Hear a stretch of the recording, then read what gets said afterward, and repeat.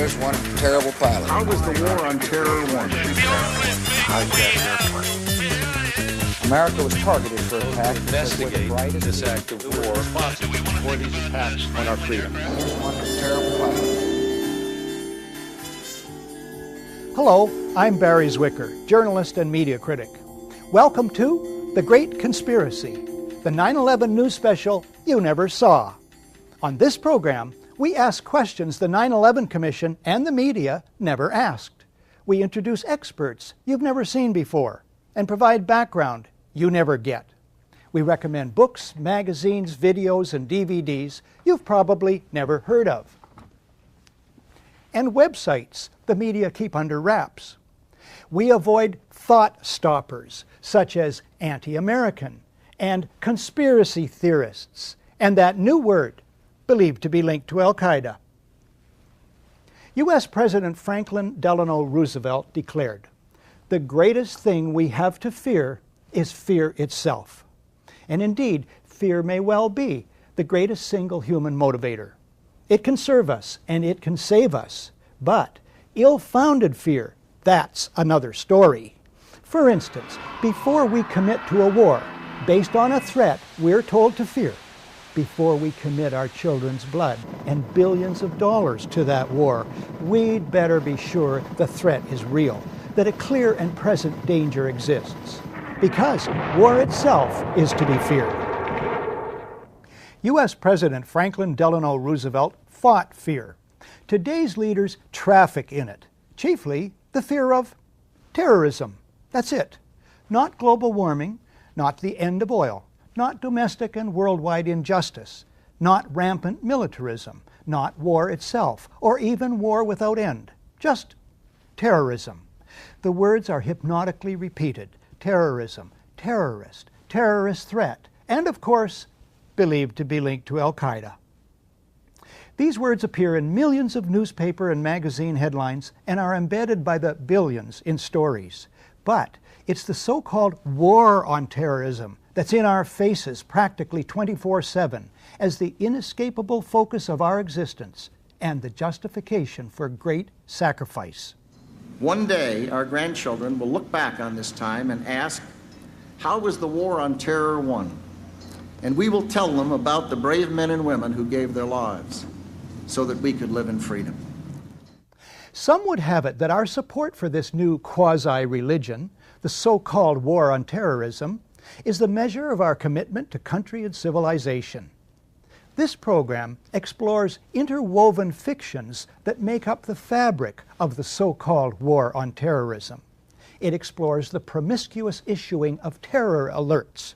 It explores the biggest secret and dirtiest deception of all, bloody terrorist events carried out not by foreign, but by our governments, to trick the public into supporting war and police state agendas. We explore in particular the radioactive core of today's terrorist hysteria, namely the official story of 9/11, the overarching fiction and crime and cover-up of our time. Before you see this program, or after you do, there may well be another state-sponsored dirty deception.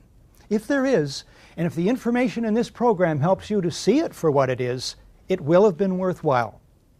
The sacred text at the heart of the so-called war on terrorism is the official narrative of what happened on September 11th, 2001, namely that the whole of U.S. intelligence, civil aviation, military, and the political apparatus is caught completely off guard by one evil man and his small network of co-conspirators.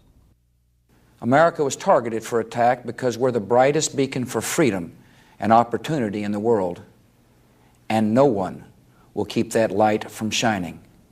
That provides ready-made, easy-to-hate villains and their motives.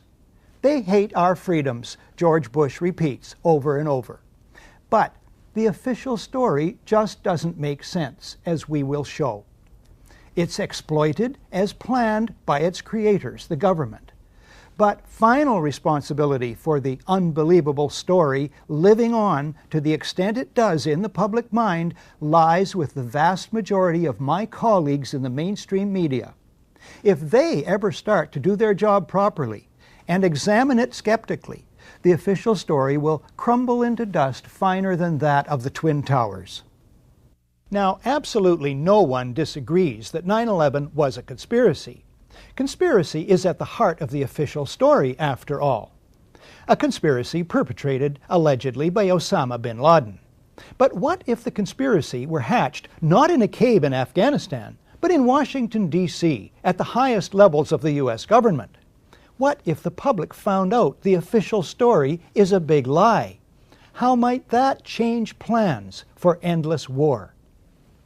There are other paths to true security and lasting peace. The first step on those paths is to expose the official 9/11 story for what it is, a contrived fiction, and then to demand a true accounting of what happened on 9/11 and who was behind the events of that day. Terrorism has been with us for a long time. It tends to be the last resort of the powerless, suffering under acute injustice, and as such, one person's terrorist is seen by another as a freedom fighter. This is what Noam Chomsky calls retail terrorism, that carried out by angry or paid individuals. But then there's wholesale terrorism, that carried out by states. Robert Jensen writes in the Houston Chronicle, "For more than 5 decades, throughout the Third World, the United States has deliberately targeted civilians or engaged in violence so indiscriminate that there is no other way to understand it except as terrorism. And it has supported similar acts of terrorism by client states." He could have reached back further. In his new book, The American Empire and the Fourth World, Anthony J. Hall, according to one reviewer, connects the unspeakable crimes visited upon indigenous people since the conquest by Columbus in 1492 to today's so-called war on terror. According to Hall himself, the imagery of terrorism has replaced that of savagery and then communism as the main explanatory catch-all to describe the real, illusory, or manufactured enemies of the American way of life. So, on one side, ours, the use of terror either is not admitted or is simply defined as not terror. And the other side's terror is defined as the only kind of terror. Terror then needs to be put into perspective. Perspective, writes Lawrence Martin, former Washington correspondent for the Globe and Mail, is a ghost in American journalism. Last year, acts of terrorism killed 300 to 400 people, ranking it so far down the list of dangers that it is barely visible. He might have added that 300 is the number of Americans struck by lightning each year. Another note about appearance and reality. The vast majority of people arrested as terrorism suspects are released without charges being laid. It's the arrest stories with those Arab names and pictures that remain in the public mind as reality. Isn't there a pattern of state-sponsored, media-abetted deception here? But the dirtiest secret about terrorism is also by far the largest. Many spectacular acts of terrorism are fearsome fakeries carried out by cabals within governments, and I mean our own governments. The gold standard is the attack on one's own country to mobilize public opinion for power, political gain, and profit. The Nazis masterminded the torching of the Reichstag, the German parliament buildings, on February the 27th, 1933, 1 week before a national election. That they did so is historical fact, portrayed best in William L. Shirer's masterpiece, The Rise and Fall of the Third Reich. Within hours, Hitler and his henchmen designate the communists as the villains and label them terrorists. The government promises proof, but never provides it. The communists did not do it. A single communist was the patsy. The big lie of who torched the Reichstag is used by Hitler to sow fear. He bullies the German president to sign a decree suspending 7 main articles of the German Constitution. The claim is that the fatherland, think homeland, is under threat. Ensuing arrests and murders of communists and socialists terrorize anti-Hitler dissent. In the ensuing election, Hitler does not get the majority he needs to rule. But soon after, he essentially seizes power. He then is free to launch preemptive strikes against other countries and wage a world war sold as patriotic. The ultimate result for Germans is calamitous. 600,000 civilians dead, 7.5 million homeless, their country broke and in ruins. The Reichstag fire was a major turning point. Within hours of the planes crashing into the World Trade Center, the Bush White House designates the alleged villains. Within 30 days, the U.S. Constitution and the civil liberties of Americans are weakened by near unanimous passage of the Patriot Act. A war on terror is announced. Within months, preemptive strikes are launched against Afghanistan and Iraq, though no evidence is produced that Iraq took part in 9/11. Dissent in the USA is under fire even as millions in the USA and worldwide oppose the Iraq War. The White House announces that the war on terror, in effect World War, may never end. At least 1,000 Americans are soon to die in Iraq alone. Expenditures mount into the trillions.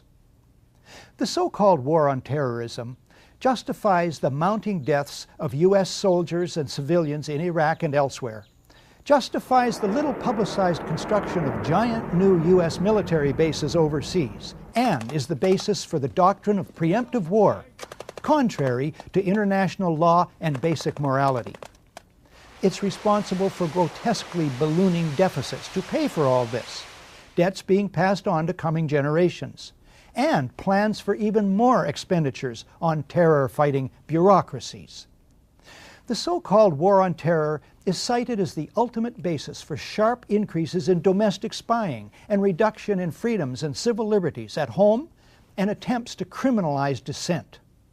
All this because the official authorized truth is that foreign terrorists attacked the USA on 9/11. As we tape this in the summer of 2004, fear grows as authorities and pundits predict more terrorist events on the scale of 9/11 or greater. The I word, inevitable, is increasingly used. The designated scapegoats of 9/11 gained nothing positive from it.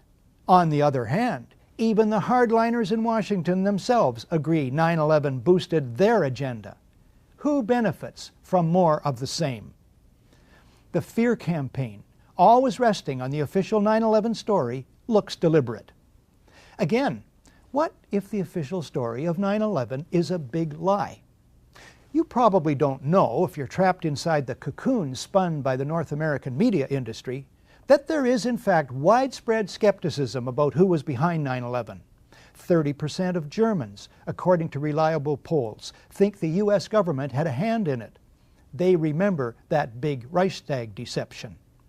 This poll done in Canada in May 2004 showed 63% of Canadians think individuals within the U.S. government, including the White House, had prior knowledge of the plans for the events of September 11th and failed to take appropriate action to stop them. In this program, we present some of the accumulating evidence indicating that lying behind the great deception of 9/11 is the great conspiracy of 9/11.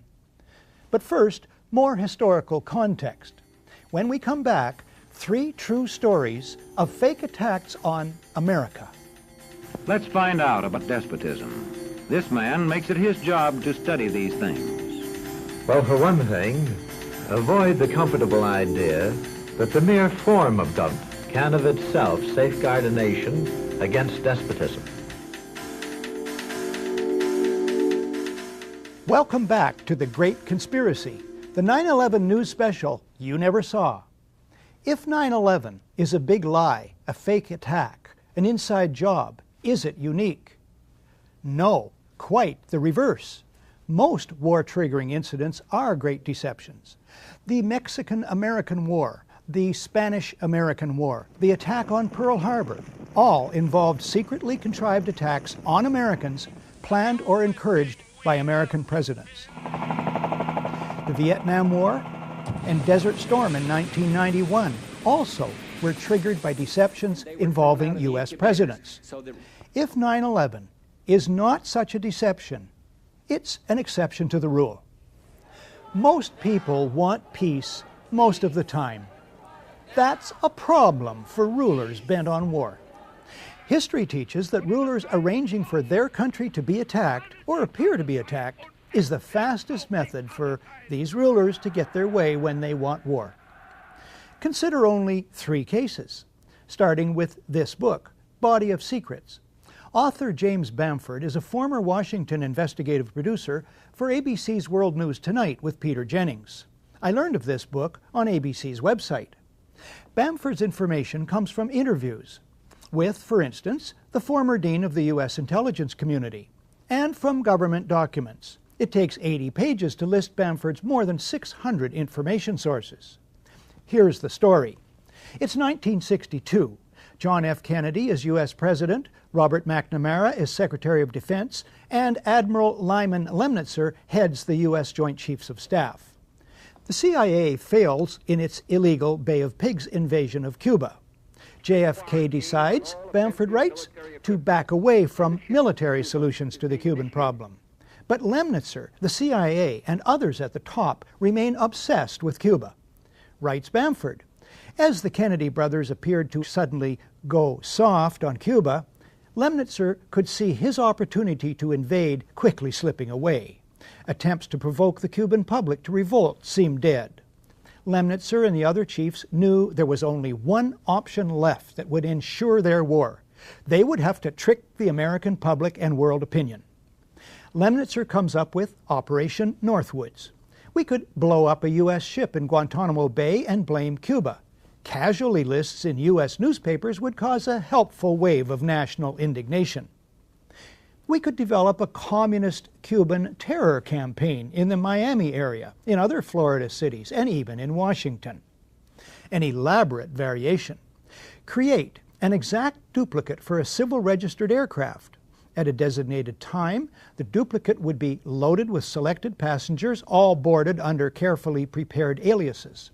The actual registered aircraft would be converted to a drone, a remotely controlled unmanned aircraft. The destruction of that aircraft will be triggered by radio signal. The Cubans would be blamed. Finally, another variation is described by Bamford. On February the 20th, 1962, John Glenn was to lift off from Cape Canaveral on his historic journey. Lemnitzer proposed that should the rocket explode and kill Glenn, the objective is to provide irrevocable proof that the fault lies with Cuba by manufacturing various pieces of evidence which would prove electronic interference on the part of the Cubans. Thus, Bamford notes, as NASA prepared to send the first American into space, the Joint Chiefs of Staff were preparing to use John Glenn's possible death as a pretext to launch a war. The Operation Northwoods plan shows the Pentagon was capable, according to Bamford, of launching a secret and bloody war of terrorism against their own country in order to trick the American public into supporting a war on Cuba. In light of this, does Pentagon complicity in the events of September 11th sound entirely far-fetched? Now, fast forward just 2 years from Operation Northwoods to August 2nd, 1964. In the Gulf of Tonkin, North Vietnamese torpedo boats attack the U.S. destroyer Maddox. The Associated Press story, for some reason, is datelined Pearl Harbor. The lead: 3 PT boats, identified by Secretary of State Dean Rusk as North Vietnamese, attacked. Later, a second U.S. destroyer is attacked, according to news reports. Although no U.S. sailor suffers a scratch, the American public is outraged. President Lyndon Johnson goes on television to ask the country to support war action. 2 days later, the Tonkin Gulf Resolution is approved by the U.S. House of Representatives unanimously, then by the Senate 88-2. The resolution becomes the entire justification for the United States war against Vietnam. Before that's over, 58,000 American soldiers and 3 million Vietnamese die. One small problem: there never were any North Vietnamese PT boats. The events never happened. As Secretary of State Rusk, the President, and Defense Secretary Robert McNamara well know. They know because they planned the entire deception. One source for this is former Admiral James Stockdale in his book, In Love and War. On the night in question, Stockdale is at the controls of a fighter jet, flying cover for the two destroyers. He sees nothing. Another source is Ben Bradlee, much respected former managing editor of the Washington Post. Bradlee, in a public lecture in England in April 1987, states, "The facts behind this critically important resolution were quite simply lies." Fast forward again to August 2nd, 1990. Iraq attacks Kuwait, claiming the Kuwaitis are slant drilling into Iraq's oil fields. U.S. President George Herbert Walker Bush pushes for a land war against Iraq. But polls show the U.S. public is split 50-50 on that idea. Then comes this eyewitness testimony before a congressional committee from a 15-year-old Kuwaiti girl. The claim is she cannot be identified for fear of reprisals. While I was there, I saw the Iraqi soldiers come into the hospital with guns. They took the babies out of the incubators, and left the children to die on the cold floor. The U.S. public is outraged. The result?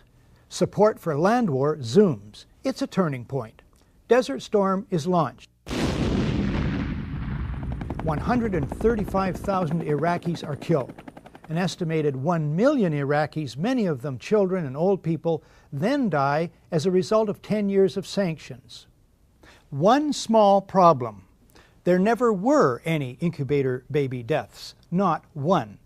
The Canadian Broadcasting Corporation's investigative flagship program, The Fifth Estate, reveals the girl to be the Kuwaiti ambassador's daughter, given her lines and coached in acting by the giant American PR firm Hill & Knowlton.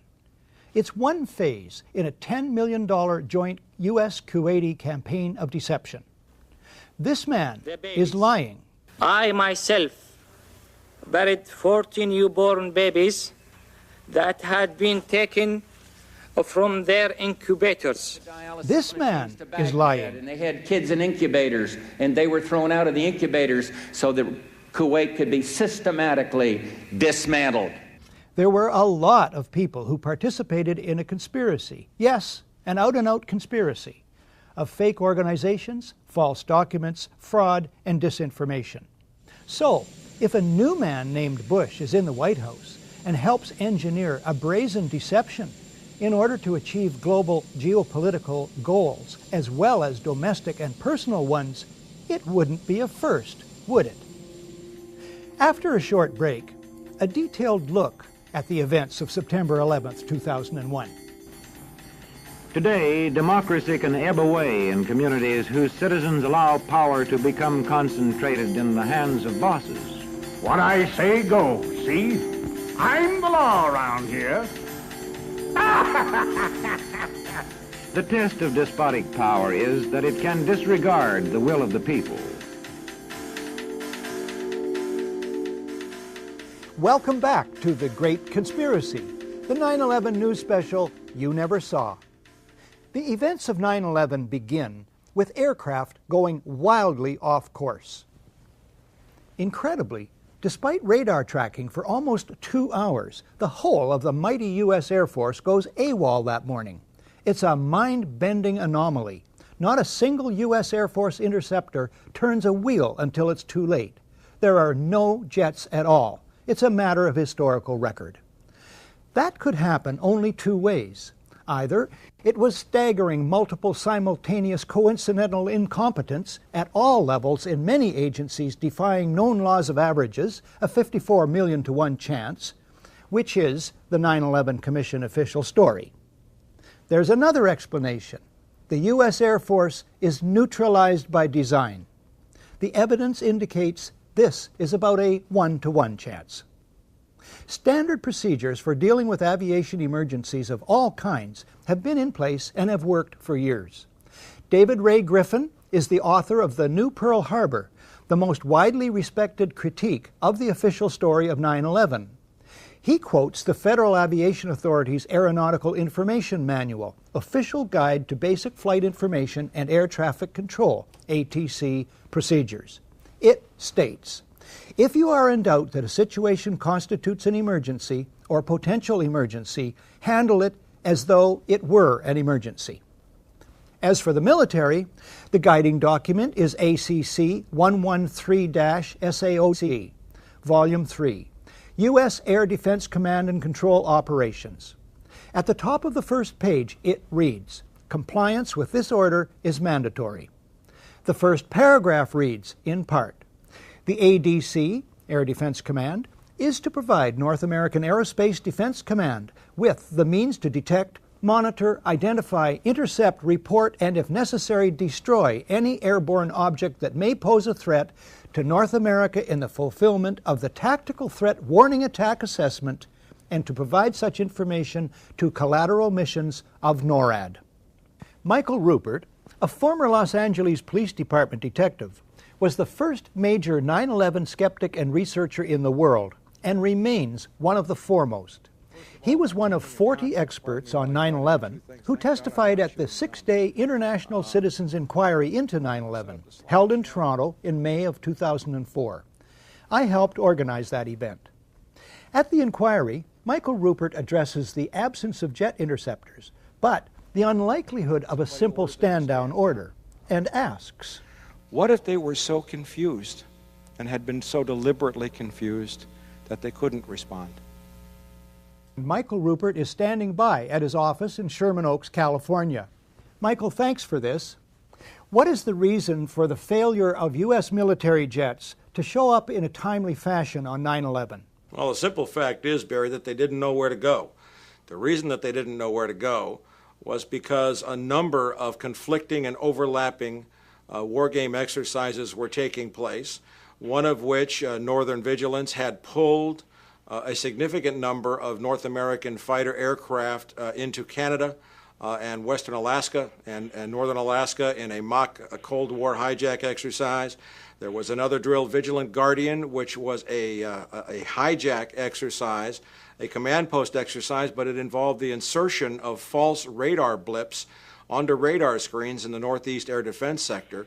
In addition, we have a confirmation, thanks to General Richard Myers, who was acting chairman of the Joint Chiefs, who told Richard Clark, as reported in Clark's book, that there was another exercise, Vigilant Warrior, which was, in fact, according to a NORAD source, a live-fly hijack drill being conducted at the same time.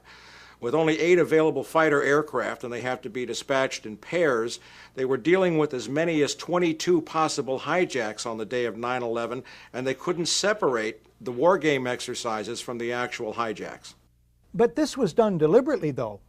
Apparently so, and I will be saying that in my forthcoming book, Crossing the Rubicon, 9/11 and the Decline of American Empire at the End of the Age of Oil. We have done an extensive investigation on that to show that these war game exercises were apparently very well planned by someone who I will show, I believe, was Dick Cheney in the United States government to deliberately confuse FAA, NORAD, and U.S. Air Force fighter response to fulfill a prophecy that another man had once said, let one happen and stop the rest. On that very point, we have a recording. Hi, Boston Center, Team U. We have a problem here. We have a hijacked aircraft headed towards New York. We need someone to scramble some F-16s or something up there to help us out. Is this real world or exercise? No, this is not an exercise, not a test. Now, the 9/11 Commission didn't mention the war games, is that right? No, in their final report they did mention, I think in one paragraph, Vigilant Guardian, but the response given by NORAD Commanding General Ralph Eberhardt and other Air Force spokespeople was absolutely nonsensical, and it made no mention of any of the other war game exercises. Eberhardt's position was, in fact, which is a very ludicrous position, that the Vigilant Guardian exercise, leaving aside the others, actually helped speed response on 9/11, and that is absolutely not the case. How does this relate to the 9/11 Commission report, which says that planes had gone in the wrong directions? Well, that's a separate issue, and that remains to be clarified. But what I will be disclosing in my book, in effect, is that there were 2 simultaneously operating command and control systems functioning on the day of 9/11, and at sometimes they were issuing conflicting orders. We do not have a clear explanation for why fighters from Andrews Air Force Base were sent out over the sea first and couldn't turn around because the 9/11 Commission seemed to change all the evidence just arbitrarily right before it issued its final report. So we don't have a clear explanation, but certainly there was, it is all consistent with a motive that said make sure that the fighters don't get to any place in time to stop the 3 critical attacks on the World Trade Center and the Pentagon. I have called that in my own research an effective stand down. Would you say that would be a correct characterization? Well, it is a de facto stand down. That was the intended result. I would really call it an intended paralysis. With only 8 available fighters, and fighters have to be scrambled in pairs, you only had a chance for 4 responses out of what we have confirmed were as many as 22 possible hijacks showing up on radar screens. That is fascinating and damning information. I look forward to your book. What about the motivation for the whole of 9/11? Well, overall, the primary motivation was something we call peak oil, the fact that the world has either passed or is at now its permanent peak of hydrocarbon or oil production, and now about to go into a condition of permanent and irrevocable decline in oil production, even as demand is soaring exponentially, both in the West and in China, Asia, and the developing countries. This has set off what we from the wilderness, and certainly in my book we will describe as a very bitter sequence of conflicts, as Dick Cheney told us in the war that will not end in our lifetimes, to secure the last remaining oil reserves on the planet. We've seen a lot of other instances where this kind of attack was predicted and stated as a requirement for the American empire to mobilize its military resources. Zbigniew Brzezinski did in his book, The Grand Chessboard, in 1997. The Project for a New American Century called for a new Pearl Harbor in 1992. So there is, there's a lot of evidence here showing very clearly that this attack was needed, it was planned, and all of the evidence that has been so diligently compiled has just been absolutely ignored by the Keene Commission. And finally, Michael, I certainly, for one, accept your motive of peak oil. What about other motives that could be involved? Well, if you are going to, as Zbigniew Brzezinski wrote, he said some kind of direct external threat, an attack like Pearl Harbor. Basically, he said you have to scare the bejesus out of the American people to get them to support the, quote, imperial mobilization, those were his words, necessary to secure these vital resources in these strategic geopolitical regions on the planet. Without that, the American people would never have gone for it. And of course, now in late 2004, we are beginning to see that the American people aren't going along with it now either. Michael, thank you for this today. Bye-bye, Barry. Dr. Robert M. Bowman is a veteran of 122 combat missions in Vietnam. His 22-year Air Force career culminated in his job as Director of Advanced Space Programs Development for the Air Force Space Division during the presidency of Ronald Reagan. He's president of the Institute for Space and Security Studies. His presentation to the Citizens Inquiry was titled, "A Fighter Pilot Looks Back at 9/11 and Forward to a Resurrected America." 9/11 is related to just about everything else, particularly the war against Iraq. These two things have one aspect very much in common. They are both, in my opinion, treason. The cabal of neoconservatives at PNAC, I think you all know what that is, who planned this war, Cheney, Rumsfeld, Wolfowitz, Libby, Pearl, Jeb Bush, even before W became president, I don't say elected, I say became president, this cabal knew the American people would not stand for a war against Iraq unless there was, as they put it in their own document, a new Pearl Harbor. 9/11 supplied that. In other words, 9/11 was a false flag operation. That's one term to describe an act carried out to make it appear it was done by someone else. Next, the man who's written the book on false flag operations. Webster Tarpley is an historian and journalist based in Washington, D.C. He has studied the dark world of intrigue, peopled by patsies, paid killers known as operators, and moles, government officials who flout their own country's laws. He made 2 presentations to the International Citizens Inquiry into 9/11. They are uncompromisingly titled The 9/11 Terror Fraud, a Coup Against Civilization. Now here I would submit is a very important diagram that I commend to your attention, and I want to tarry and look at it for a moment. We are dealing with state-sponsored false flag terrorism.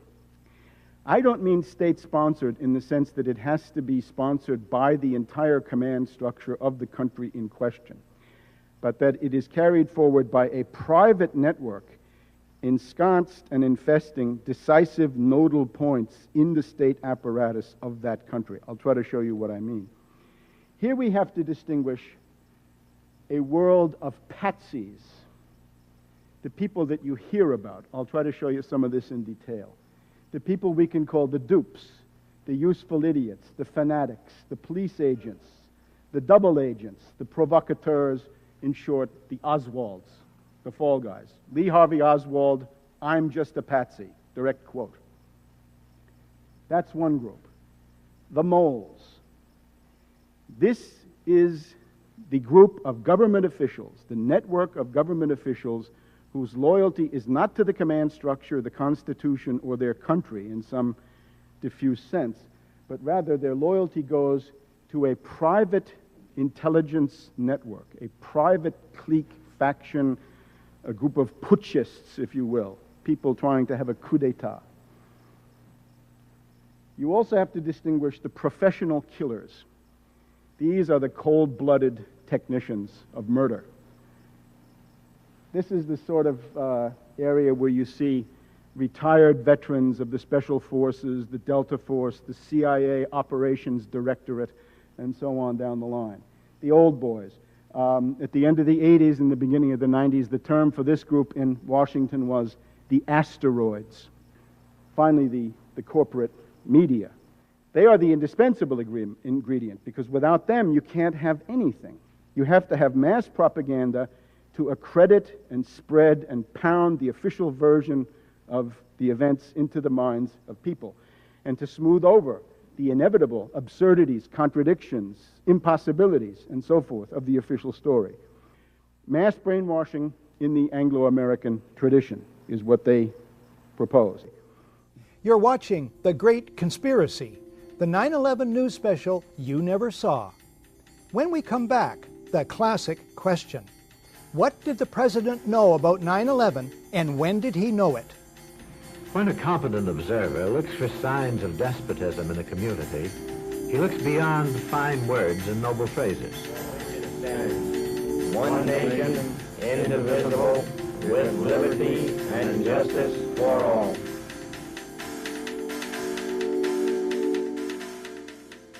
Welcome back to The Great Conspiracy, the 9/11 news special you never saw.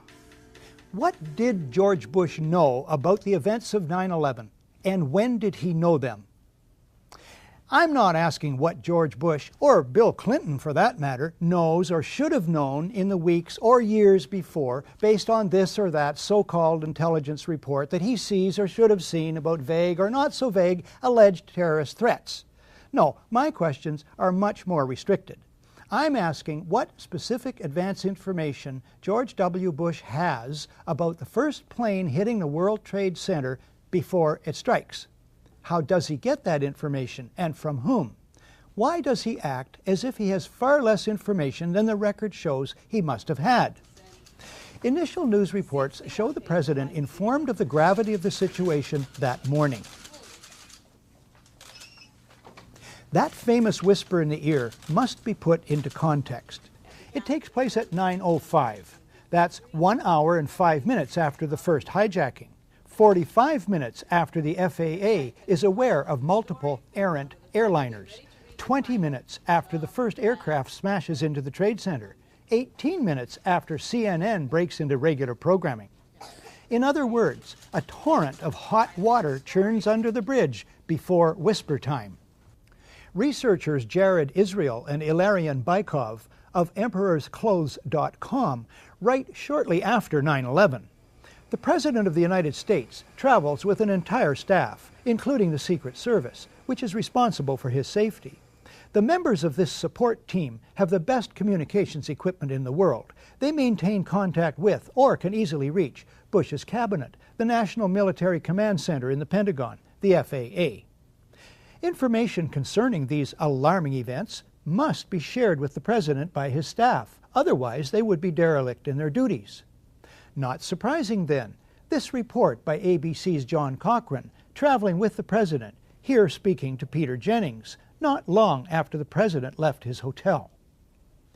Peter, as you know, the President is down in Florida talking about education. He got out of his hotel suite this morning, was about to leave. Reporters saw the White House Chief of Staff, Andy Card, whisper into his ear.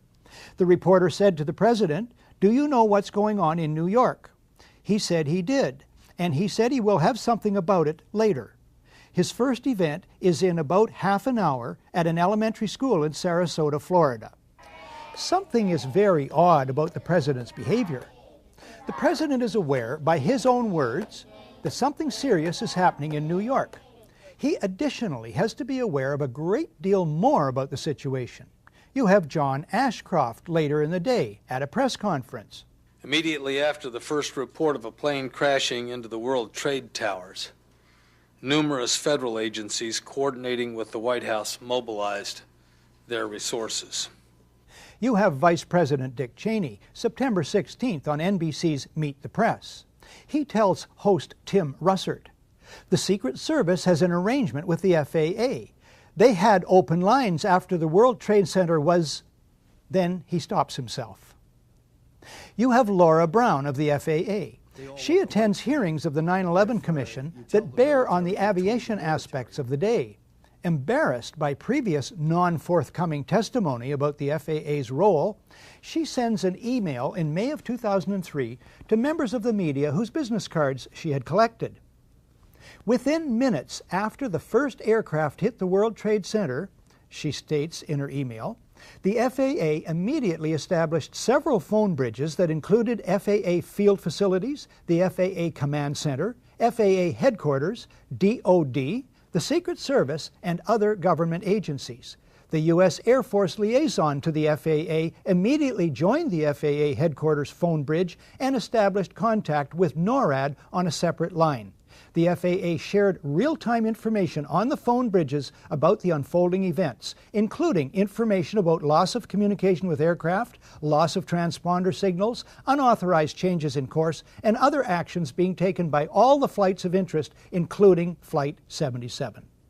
So, in light of all this, here's the odd thing about George Bush's behavior. He and his staff could cancel or postpone an easily postponable photo op. But they don't. Why? On 9/11, Bush acts, and I emphasize acts, as if he doesn't know, as if he's not in touch. He proceeds with, or feigns, normality. Now to something else that's puzzling. At a town hall session in Orlando, Florida on December the 4th, 2001, here's the President's own account of the early morning of 9/11. How did you feel when you heard about the terrorist attack? Well, thank you, Jordan.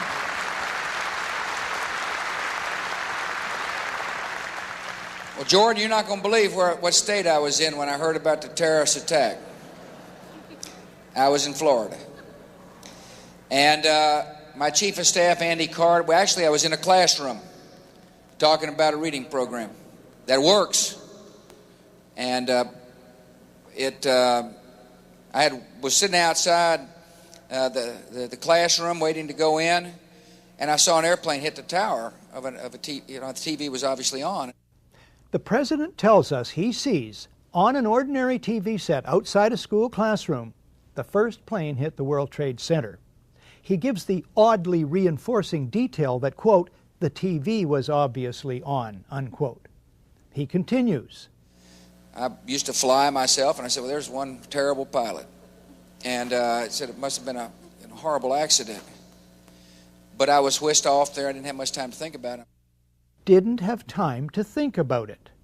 As if his being told, time to meet the kids, Mr. President, stops all his thought processes concerning the remarkable image of what he's told us he's just seen on an ordinary TV, on top of all his knowledge of the unprecedented situation from earlier in the morning. But anyway, could George Bush have seen on ordinary TV the first plane hit the World Trade Center? No, he could not have. The footage of that first strike only shows up on television the next day, September the 12th, 2001. It was taken by a French documentary crew that happened to be in downtown New York.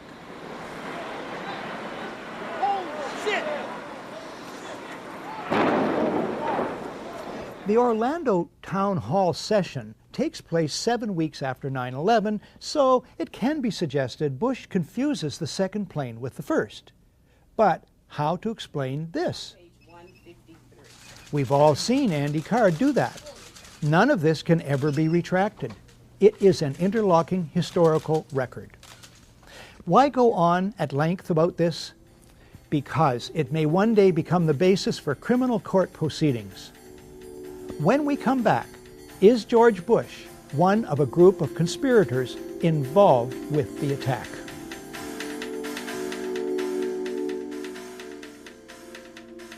Welcome back to The Great Conspiracy, the 9/11 news special you never saw. George Bush is very convincing that he saw the first plane strike the World Trade Center the morning of 9/11 on regular TV. He provides supporting details, has repeated the story, and never retracted it. It has run on the White House website. Since he cannot have seen it on regular TV as he claims, it is not unreasonable to conclude that he sees the first plane on private, closed-circuit TV earlier that morning or in a private holding room later. Either way, I submit this could mean that someone had to arrange for cameras to be positioned and rolling to record the first plane strike. Those involved had to know precisely that the first plane was in the air, where and when the plane would hit. In other words, people closely associated with the President of the United States had very specific prior knowledge of the existence of the first plane, its destination, and its purpose. More clues. Bush's itinerary is well known. There are plenty of live news media reports concerning the President's whereabouts from the time he gets up that morning in his hotel until the time he arrives at Booker Elementary School, and how long it will take him to get there. Remember ABC's John Cochran and the half hour? Yet, the Secret Service, for at least a full half hour after he is notified that America is under attack, takes no steps to remove the President to safety. What happens instead? This footage also appears in Michael Moore's film Fahrenheit 9/11. No one claims this footage is doctored. The President continues reading a story about a pet goat for at least 7 minutes. One columnist absurdly suggests that the President doesn't want to alarm the children. But could the President not have said, "Kids, I'm sorry, I have to excuse myself. There's some important business I have to attend to. You just carry on with your reading, you hear?" Any reasonable analysis suggests that the President and his handlers share sufficient real-time and prior knowledge of the unprecedented events of that day. The public record shows the President and his associates fail to act appropriately, that they in fact create a fiction and play act their assigned roles. This evidence alone constitutes grounds for proceeding with an indictment on charges of conspiracy to commit treason. But if, let's be dogged here, if the official story is true, and an astoundingly successful sneak attack from diabolical Muslims caught America totally off guard, then the White House surely must be highly motivated to turn heaven and earth, to use one of their own favorite cliches, to investigate the events of that day as quickly and thoroughly as possible. the White House must rush to appoint a respected chairman and commissioners, give them the widest powers to call witnesses, spare no expense. Except for the Reichstag fire, that's how it's usually done. 6 days after the sinking of the Titanic, a chairman is appointed to head an investigation. 9 days after Pearl Harbor, the first of 4 investigative commissions is struck. The JFK assassination, the Challenger disaster, 7 days each. How many days after 9/11 is it that President Bush names someone to head an investigation? This commission has been charged with a crucial task. Call it foot dragging. And then, who does Bush appoint? He appoints Henry Kissinger. Naming Kissinger sets a new standard for cynicism, or for being out of touch, or both. A New York Times editorial suggests the choice was to contain an investigation the White House long opposed. But Kissinger at least is an expert on the date September 11th. It was on that day in 1973 that the CIA-assisted overthrow of the democratically elected government of Chile takes place, masterminded by Kissinger for Richard Nixon. President Salvador Allende is murdered. In his 2001 book, The Trial of Henry Kissinger, Christopher Hitchens notes Kissinger as a crucial figure at all stages of this crime and cover-up. Now, this is in reference to a bloody and unnecessary Kissinger-driven episode in Indochina, which cost the lives of 64 U.S. servicemen. But it also sums up Kissinger's role in the bloody Chilean operation. The cover-up is as important as the crime. The White House tries to install Kissinger, an expert at cover-ups, to head the 9/11 investigation. After a universal backlash, Kissinger backs off. Bush then names, it's 431 days now, Thomas Kean and Lee Hamilton as co-chairmen. Kean's Azerbaijan oil connections and other conflicts of interest should make him ineligible from the outset. He earlier co-chairs the Homeland Security Project. Observers have noted that huge profits are to be made in the surveillance and security industries these days. The more alarmed the public, the bigger the profits. As for co-chair Lee Hamilton, Washington investigative journalist Joyce Lynn says he should be called Mr. Cover-Up. He is 0 for 4, she says, in finding any malfeasance in the 4 previous investigative commissions on which he's served.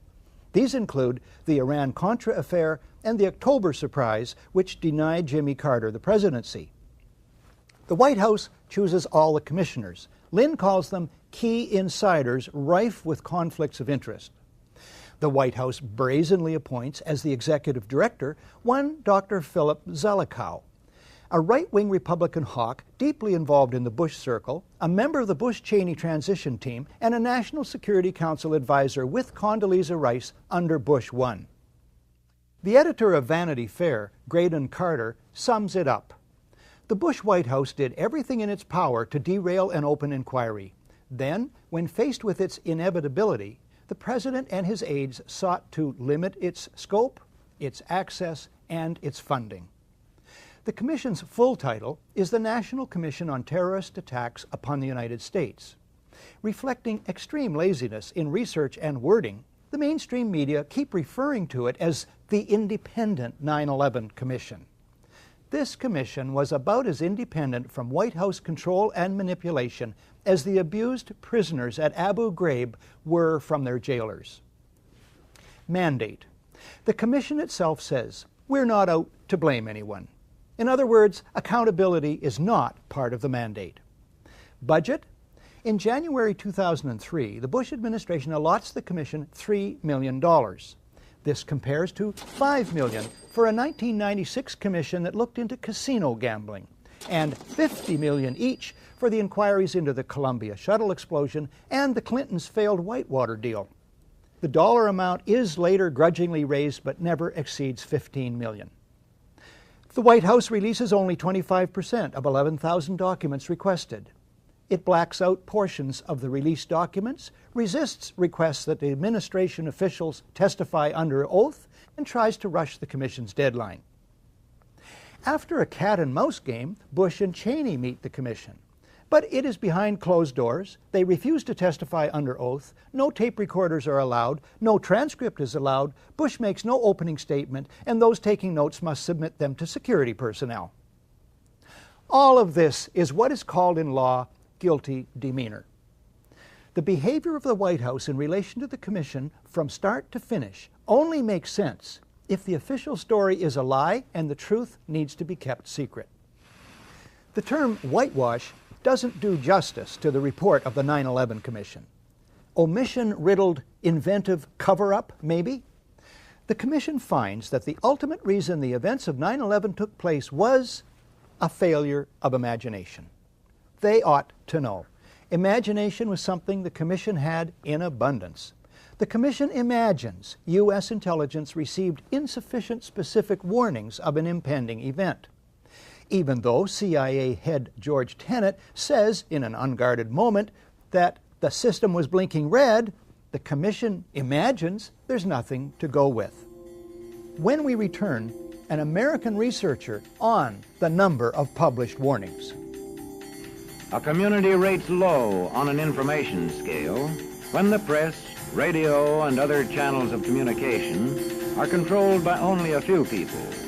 And if books and newspapers and the radio are efficiently controlled, the people will read and accept exactly what the few in control want them to. Welcome back to The Great Conspiracy, the 9/11 news special you never saw. American Paul Thompson has created the definitive timeline of events related to 9/11. It's drawn exclusively from published reports. Thompson takes almost an hour at the Toronto Citizens Inquiry to list a fraction of the published reports dealing with early warnings. Then in late August, so according to some news reports from Der Spiegel and Die Zeit, and it's also reported in the BBC and Haaretz in Israel. This is really interesting. Supposedly, Israel gives the U.S. a list of 19 terrorist names.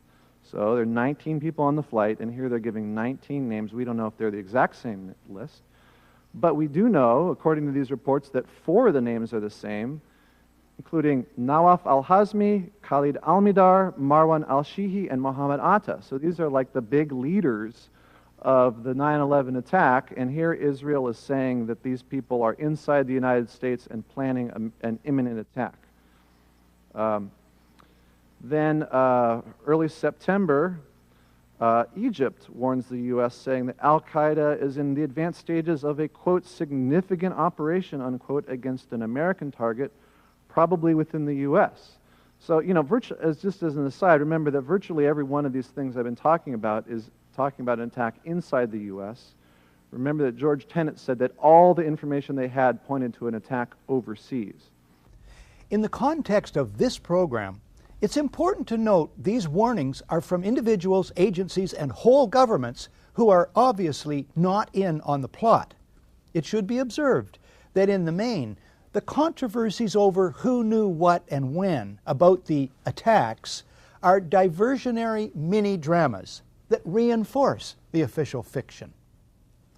What these individuals and agencies and governments discover are plans and patsies being prepared to play their roles.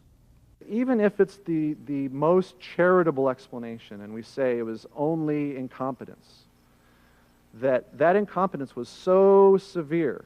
I mean, how many warnings do you need? And not only that, but it was followed after 9/11 by a cover-up. And as it's often said, it's not the crime, but it's the cover-up that, you know, that you end up going to jail for. That, you know, between the incompetence and the cover-up, that alone should lead to impeachment of President Bush and all of his top people. Speaking of Bush and his top people, the Commission imagines, page 35, that at 8:46, when Flight 11 hits the North Tower of the World Trade Center, neither the President or anyone, quote, in the White House or traveling with the President knew that Flight 11 had been hijacked at 8:14 that morning. Wrong. The Commission imagines, page 39, that as late as 9:30, quote, no one in the president's traveling party had any information that other aircraft were hijacked or missing. Wrong. The Commission imagines it can get away with such claims, even though millions of people saw TV news reports about the hijackings on CNN beginning at 8:48. The 9/11 Commission fails to ask many questions. Why, for instance, was protective cover not provided for Air Force One?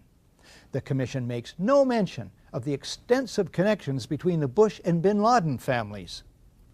The Commission imagines, and it's utterly right, that the media will fail spectacularly in their duty to notice these and other glaring omissions. The Commission counts on the media failing to be skeptical or to ask probing questions. As columnist Lawrence Martin puts it, you would think that given the presidential record of duplicity, Bill Clinton on Monica, Ronald Reagan on Iran-Contra, Richard Nixon on Watergate, Lyndon Johnson on the Gulf of Tonkin, John Kennedy on the Missile Gap, that journalists might catch on one day. Not in America. Martin adds, if media buttons weren't so easy to push, it's a safe bet that the terrorism threat wouldn't get half the airtime. Well, half the airtime would still be billions of hours. The Commission imagines, and it's right again, that the New York Times will devote pages and pages of coverage to the Commission's report without batting an eye at the shortcomings dealt with in this program. Subsequently, scores of New York Times stories quote the findings of the 9/11 Commission as dependable truth on anything to do with 9/11. The Commission imagines, and it's right on the money, that TV networks will air without question and newspapers publish without question this alleged exchange on 9/11 between the FAA's Herndon Command Center and FAA headquarters. I call it the report. Do we want to think about scrambling aircraft? Oh, God, I don't know. That's a decision somebody's going to have to make probably in the next 10 minutes. Can we hold it right there? Imagine anyone, say yourself, learning of a major emergency. A neighbor calls to tell you your house is on fire. And you say, yeah, somebody's going to have to make a decision about that in probably 10 minutes. The fact is that on the morning of 9/11, there's a good chance that you leaped into action. Millions of ordinary people did. They call family and friends to turn on the TV. Many, I was one, try to get through to loved ones in New York. We find the phone system down. We call others to see if they'd gotten through. And they call us. But at FAA headquarters? Everybody just left the room. Yes, sir. I've noticed that. When there's a really big emergency, such as we have with the report here, key people just walk out of the room with fishing rods. When we come back, comments about the FAA and the 9/11 Commission report from David Ray Griffin, author of the book The New Pearl Harbor, Disturbing Questions About the Bush Administration and 9/11.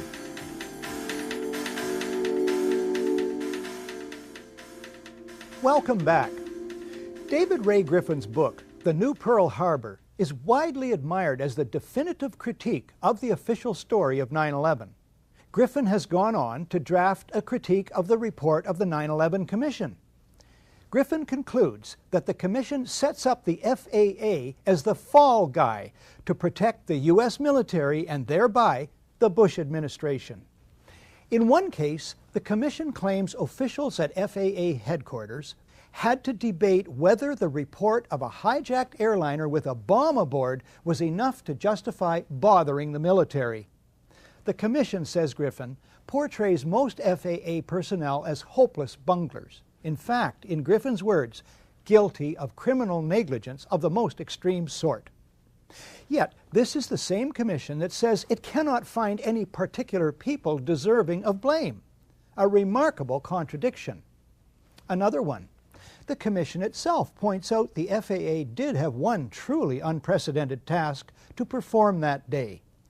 Namely, immediately landing thousands of aircraft in the air wherever they were. The Commission agrees the FAA, and I quote, executed that unprecedented task flawlessly, unquote. Is it not strange, asks Griffin, that FAA personnel carried out this unprecedented task flawlessly and yet failed so miserably with tasks they had been performing on a regular basis. Additionally, Griffin observes, according to the Commission, the U.S. military is itself blind, being wholly dependent on the FAA to inform it about what is going on in U.S. airspace. The commissioners would have us forget, as they do, the billions of dollars NORAD spent building detection systems second to none.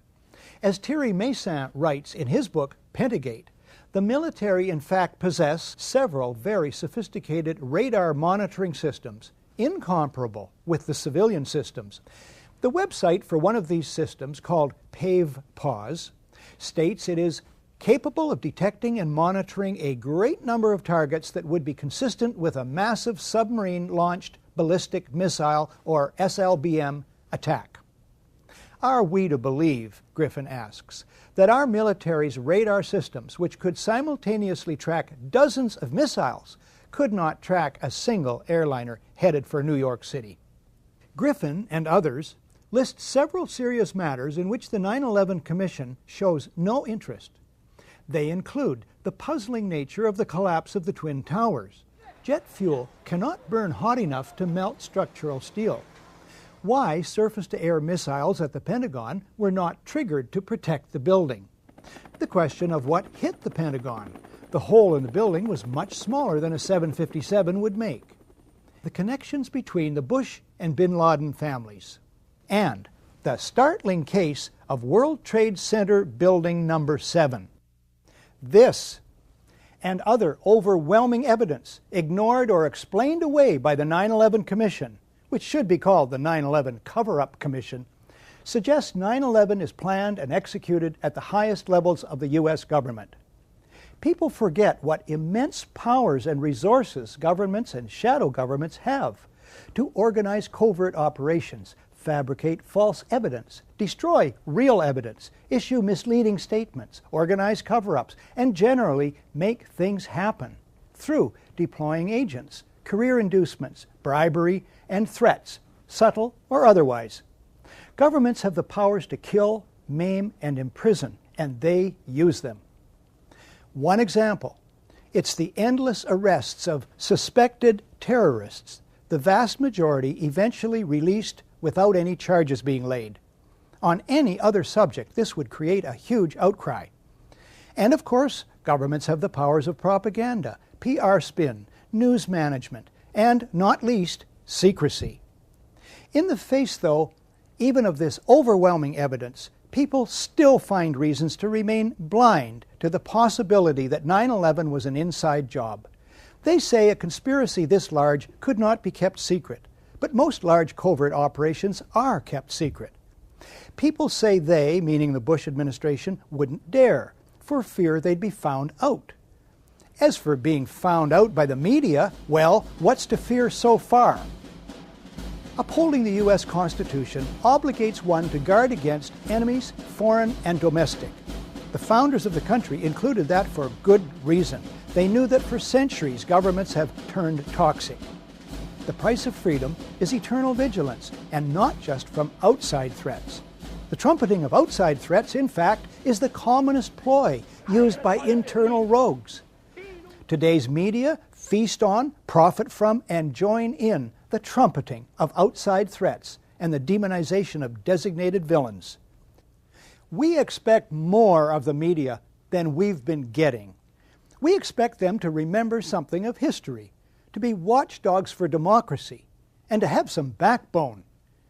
Won't just one major paper do what the Washington Post did with Watergate? Get onto this and not let go until the rest of the media have to pay attention? I've been a media critic for 35 years. I've watched the media become more and more corporate, more and more ideological, more and more dishonest, more and more part of a power structure which manufactures and manipulates fear and excuses death and destruction, and thereby become complicit in it.